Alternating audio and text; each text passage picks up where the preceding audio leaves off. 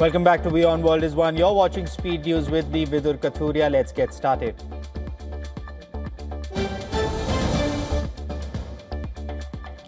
US President Donald Trump has warned Iran of consequences of not making a deal, this ahead of a second round of talks in Geneva. Aboard Air Force One en route to Washington, Trump said he would be involved in the negotiations indirectly. The latest talk, scheduled today and mediated by Oman, follow repeated threats from Trump of military action against Tehran. First, over Iran's deadly crackdown on anti-government protests, and then of the country's nuclear program. Iran's foreign ministry said the US position on Tehran's nuclear program has moved towards a more realistic one after a previous attempt at negotiations collapsed.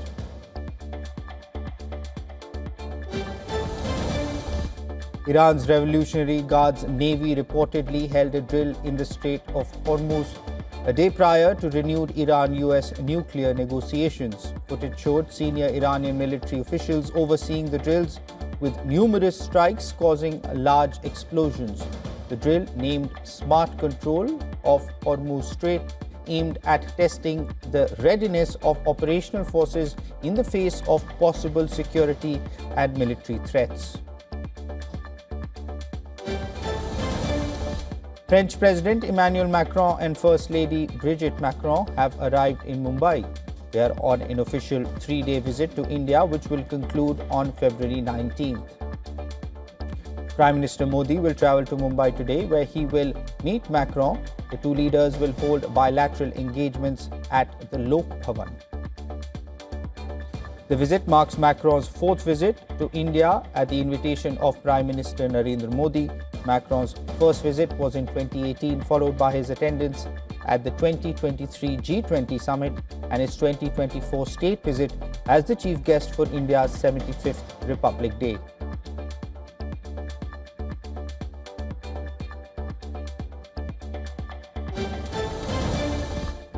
US President Donald Trump has said America is talking to Cuba right now. Trump said US Secretary of State Marco Rubio is holding talks for a potential deal further. Trump called Cuba a failed nation over an oil embargo placed by the US on the North American nation, leading to an acute fuel crisis. Trump was also asked by reporters if he is considering a military operation in Cuba after Venezuela, which led to the ouster of President Nicolas Maduro, and he's in custody in New York.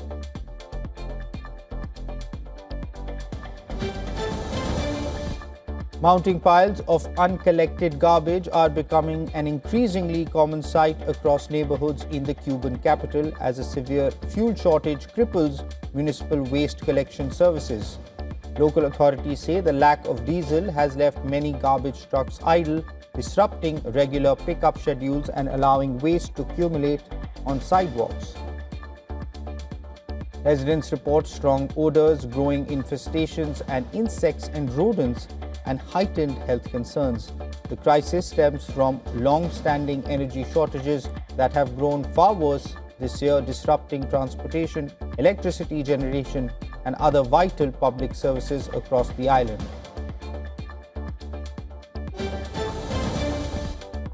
Russia said it took control of two settlements in the Sumy and Donetsk regions, while Ukraine claimed to have repelled Russian attacks in multiple directions over the past day. The Russian Ministry of Defense said that over the past days, its forces struck energy and transportation infrastructure facilities in Ukraine used for military purposes. Russia's air defense systems successfully shot down 8 HIMARS rockets and 345 fixed-wing drones. The General Staff of the Armed Forces of Ukraine said 235 combat engagements occurred on the front lines over the past day, and 601 Russian drones were shot down.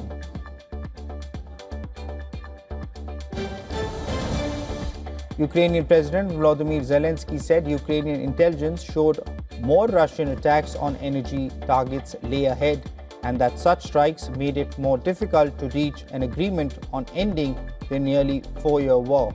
Ukrainian, Russian, and American delegations are gathering in the Swiss city of Geneva for a third round of US-brokered talks, particularly on the fate of Ukrainian territory occupied by Russia.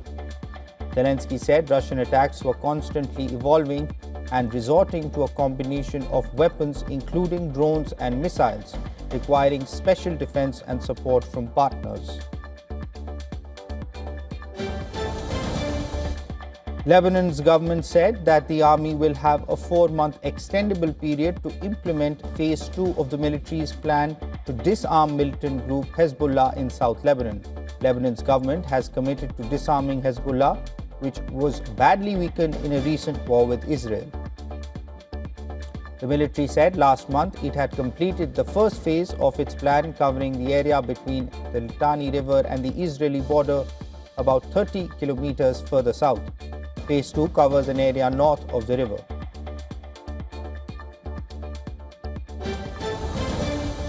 Australian Prime Minister Anthony Albanese refused help for 34 Australian citizens related to suspected Islamic State jihadists as they tried to return home from a Syrian detention camp.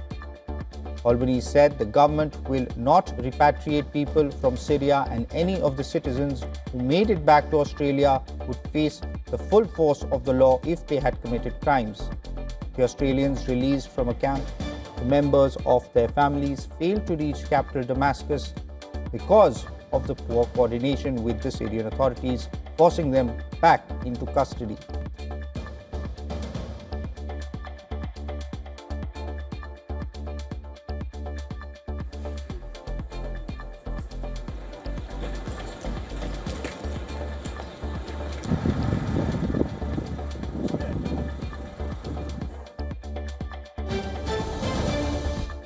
At least 2 people were killed and 3 injured in a shooting at an ice hockey rink in Pawtucket in Rhode Island, reportedly when a youth hockey game was being played. Authorities said that initial investigation suggested that the shooting was targeted and may have been a family dispute. No details were immediately shared on the identities of the victims.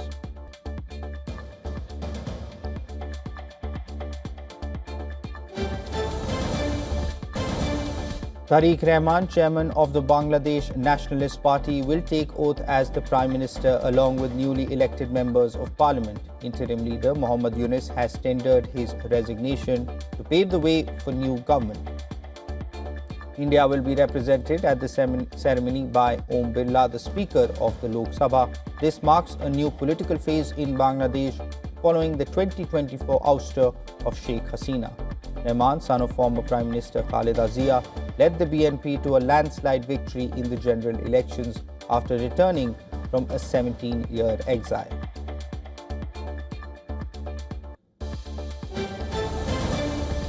Nepal's ousted former Prime Minister KP Sharma Oli launches his comeback bid in Jhapa as Nepal opens campaigning for next month's parliamentary elections. It is the country's first since deadly anti-corruption protests toppled the government in 2025. Meanwhile, over half of the political parties contesting the March 5th elections, including Nepali Congress and CPN-UML, did not unveil their manifestos within the deadline, ignoring the Election Commission's directive and the Election Code of Conduct.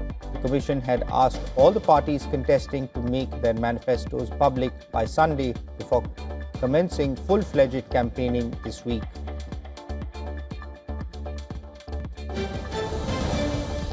Thomas Pritzker said he stepped down as executive chairman of Hyatt Hotels, acknowledging a terrible judgment in maintaining contact with convicted sex offender Jeffrey Epstein and Ghislaine Maxwell. Pritzker would not seek re-election to the company's board in 2026. Pritzker has served as executive chairman since 2004,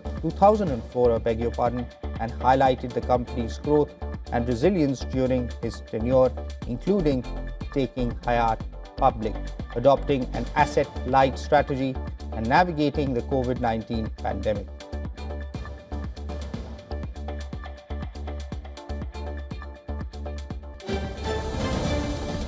US immigration authorities have detained an Indian national in New Jersey who is facing charges including the alleged sexual assault of a child under 13. In a statement on social media, the US Immigration and Customs Enforcement identified the man as Odela Yashasvi Kotapalli. They described him as an undocumented immigrant with pending charges of sexual assault, larceny linked to shoplifting, and public disorder.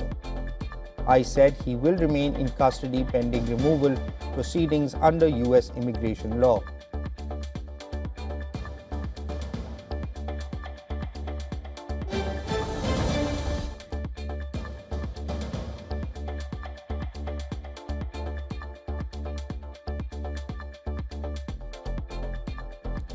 Imran Khan's sons say their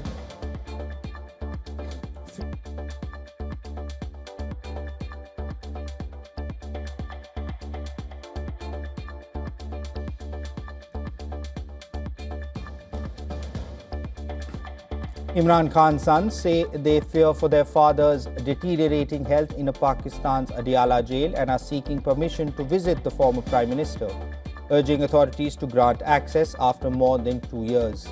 Khan's lawyer told Pakistan's Supreme Court last week that the ex-cricketer had lost significant vision in his right eye while in custody. Meanwhile, a medical board said the swelling had reduced after treatment and his vision had improved.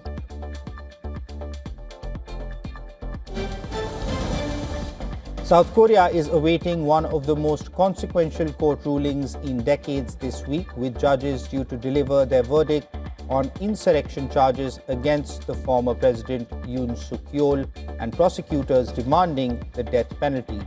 Under the country's criminal code, the charge of leading an insurrection carries 3 possible sentences: death, life imprisonment with labor, or life imprisonment without labor. South Korea has not carried out an execution since 1997. So in practice, the death sentence would mean permanent exclusion from society with no possibility of parole.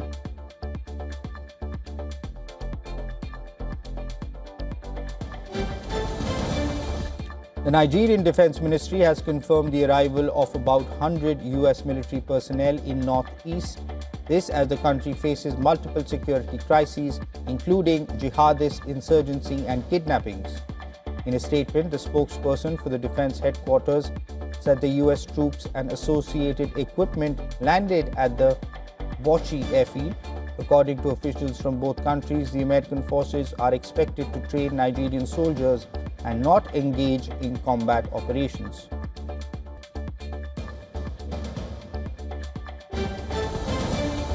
Costa Rica's National Museum confirmed the discovery of fossil remains of 2 species in the province of Cartago in central Costa Rica.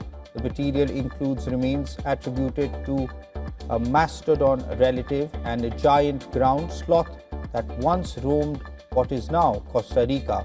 The research began after a local resident alerted authorities to possible fossils on private property following a site inspection and preliminary analysis.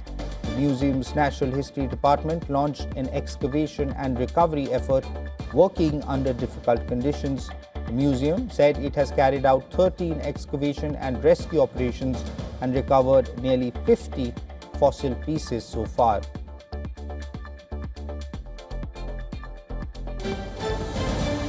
Canada's armed forces have launched a series of drills in its Arctic, braving fierce weather as part of a defense readiness operation in the region called Operation Nanook.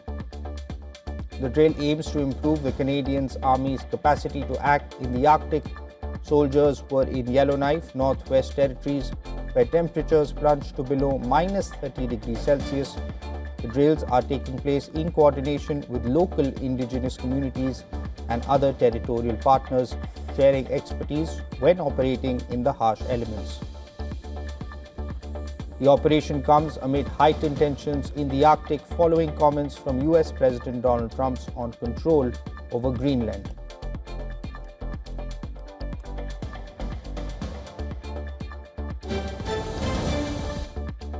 Heavy rainfall has caused flooding in western North Macedonia, prompting the emergency services on to evacuate people as houses and roads become flooded. More than 200 people were evacuated in Kisevo after a local river overflowed.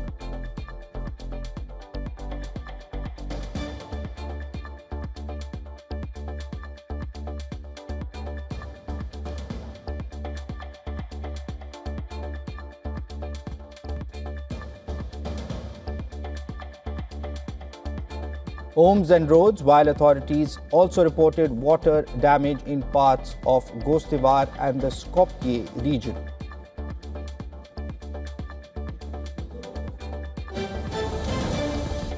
The air quality index in India's national capital has further worsened. The area around India Gate and Kartavya Path is at 235 and has been categorized as poor as per the Central Pollution Control Board. Meanwhile, residents of Delhi adjoining NCR will experience winter chills for a few days as the city is likely to receive rainfall this week.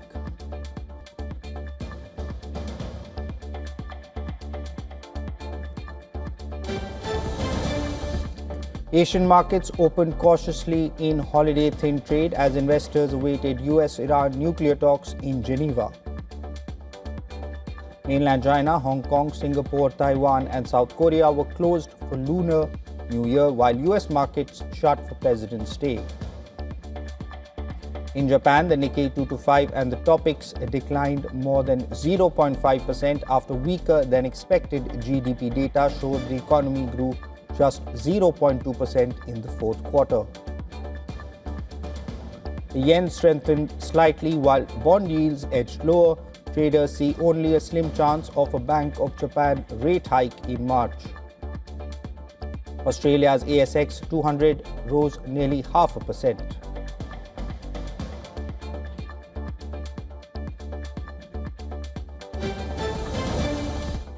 Oil prices held steady as investors weighed supply risks before high-stakes nuclear talks between the US and Iran in Geneva.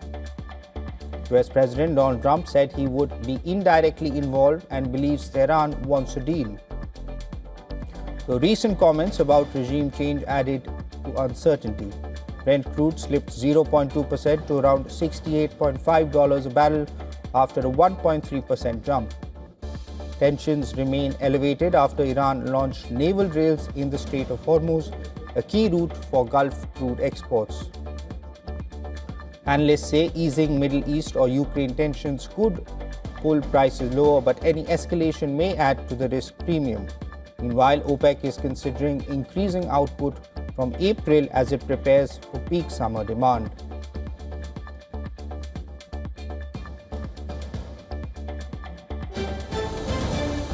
Gold prices fell 1% in light Asian trading as a stronger US dollar weighed on the market. With several major regional exchanges shut for Lunar New Year, spot gold slipped 0.9% to $4,947.98 an ounce, while US futures for April delivery lost 1.6%. The dollar index rose 0.2%, making greenback priced bullion more expensive for overseas buyers. According to the CME Group Fed Watch tool, markets are currently pricing in 3/4 point rate cuts from the Federal Reserve this year. Lower interest rates typically support non-yielding assets like gold. Geopolitical tensions also remain in focus after Donald Trump said he would be indirectly involved in US-Iran nuclear talks in Geneva. Other precious metals declined, with silver, platinum and palladium all trading lower.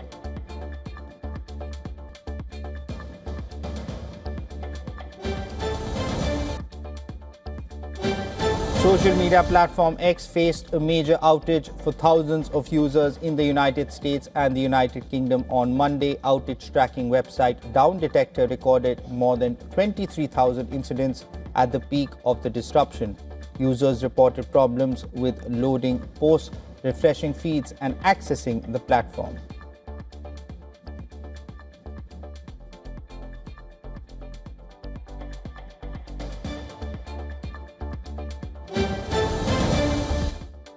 Germany is moving closer to restricting social media access for children under 14. A group of lawmakers from the centre-left SPD has backed a formal ban for younger users.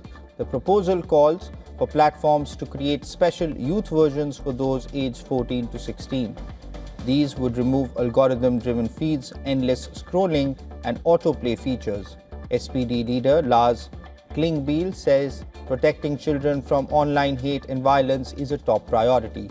The move follows a similar plan by Conservatives led by Chancellor Friedrich Merz.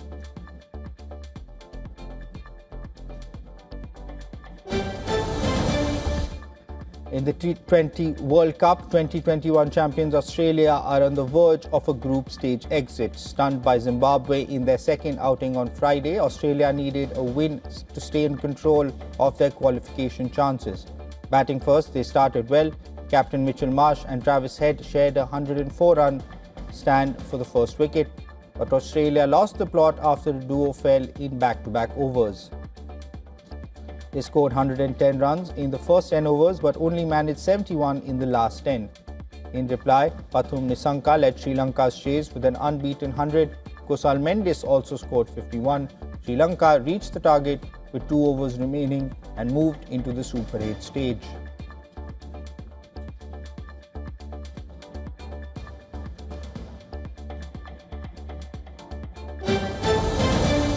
Holders Barcelona fell to a 2-1 defeat at Girona to leave them trailing Real Madrid by 2 points at the top of La Liga. Teenage star Lamine Yamal missed a penalty for Barcelona in the first half, but they managed to take the lead through defender Pau Cubarsí just before the hour mark. However, goals from Thomas Lemar and Fran Beltran helped Girona mount an impressive comeback. The defeat was the second in less than a week for Barcelona and leaves them second in the table, 2 points behind Real. Meanwhile, the victory ended a 3-game winless streak for Girona and lifted it 3 places into 12th.